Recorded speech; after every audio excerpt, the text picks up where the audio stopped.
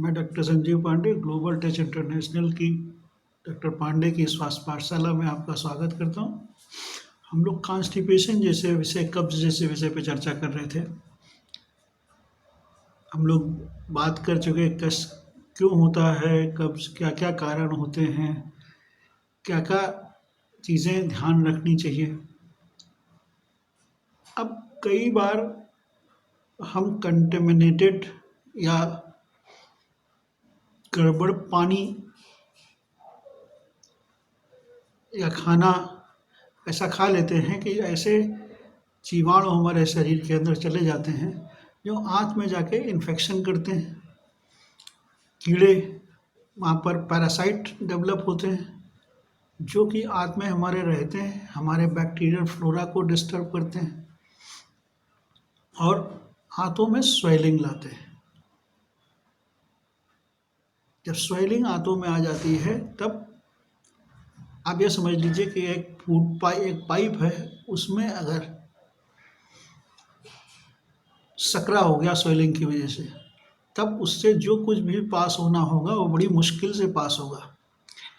अगर chemical reactions की वजह से गैसेस भी बनेगी तो वो भी पास होने में दिक्कत होगी।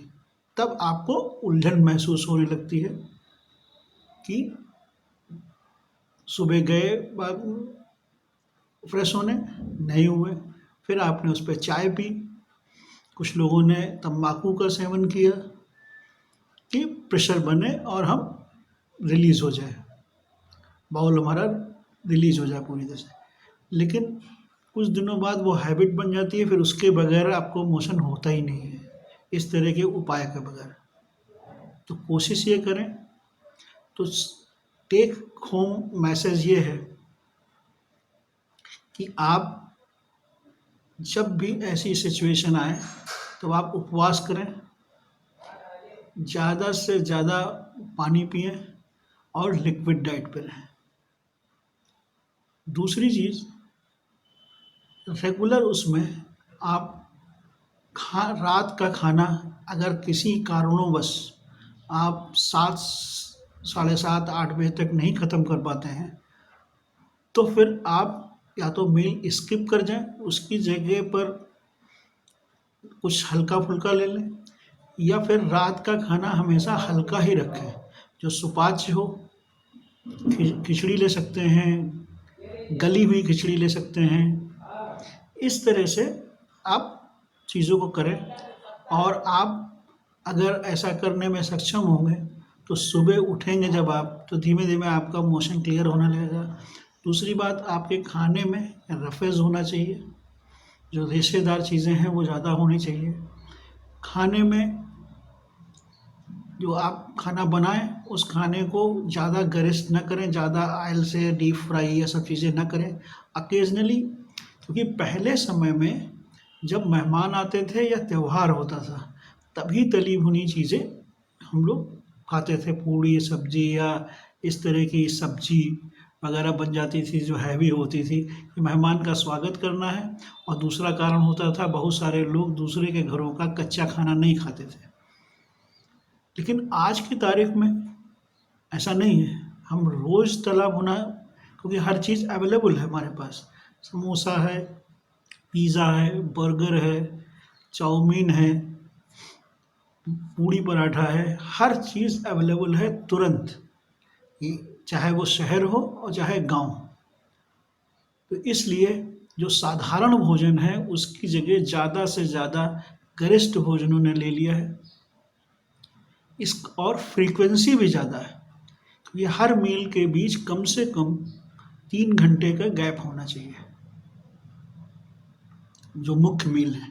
लेकिन हम दिन भर कुछ न कुछ खाते रहते हैं और सामने आता रहता है, और इसके कारण हमारे शरीर की जो ऊर्जा होती है वो खर्च होती है। एक समय ऐसा आता है कि वो एग्जॉस्ट होने लगती है, फिर आपको मोशन क्लियर नहीं होने लगता है, फिर आप तरह तरह की चीज़ें खाने लगते हैं, कोई पाउडर खा रहा है। योग में कुछ चीज़ें ऐसी हैं जैसे शंख प्रक्षालन है, जो है आप जो है वमन की पद्धति हैं, पट्टी के द्वारा या नमक का पानी पूरा घोल पीने के बाद जो है उसको उल्टी कराई जाती है। प्रक्षालन में पूरी की तरह से कुछ आसन कराए जाते हैं, वो योग एक्सपर्ट के ज़रिए आप करें, और फिर पूरे दिन आपको हल्का सा घी और खिचड़ी ही दी जाती है, तो प्रक्षालन के माध्यम से भी। लेकिन अगर आप सेडेंट्री वर्कर हैं तो ये सब करने की आपको आवश्यकता है। अगर आप मेहनत वाला काम कर रहे हैं, फिजिकल वर्क ज़्यादा है, तो आप, लेकिन इस नियम का पालन ज़रूर है कि रात का खाना हल्का रखें। पहले हम लोगों को याद है कि पहले सुबह का खाना पूरा होता था, दाल चावल रोटी सब्जी, 10 बजे तक खाना ख़त्म हो जाता था। शाम को नाश्ता सुल्पाहार लिया और रात में रोटी सब्जी ही मिलती थी और 7-8 बजे तक खाना हो जाता था। लेकिन आज की परिस्थिति यह है कि टीवी देखते हुए हम खाते हैं।